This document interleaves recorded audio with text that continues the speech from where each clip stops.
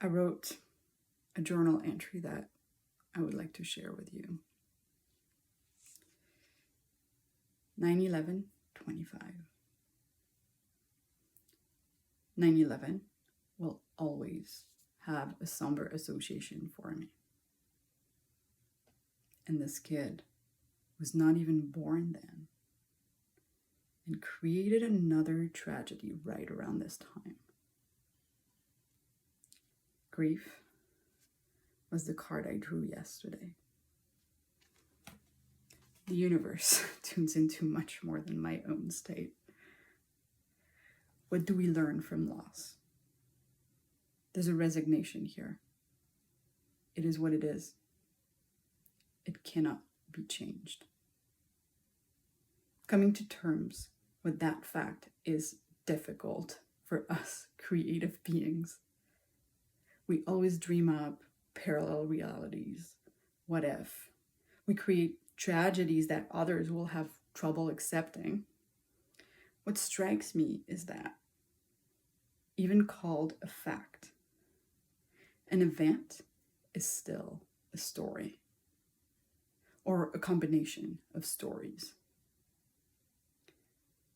What happened to this kid before he decided to pick up a gun? What stories did he tell himself? What stories did he read into how he was treated? My guess would be unworthiness. I'd call this suicide with a bang. And sure, guns are an issue. But what about schools?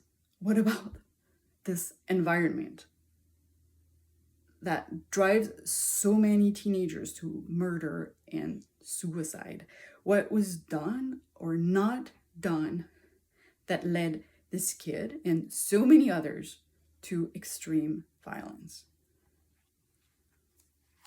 I hate to upset some people, but I'll have to agree that guns are not really the problem here. People are. And not people in their pure essence, but the way that society forces us to conform to its system that is unnatural, disconnected from who we are deep inside of us. Pure beings of light. So, no, I'll take that back.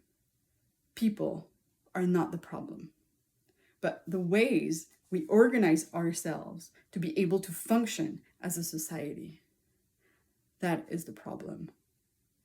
Except the societal norms are becoming more and more unhealthy.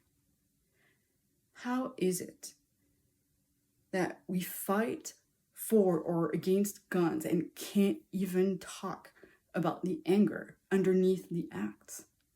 What drove these kids to such madness, hatred, anger, separation?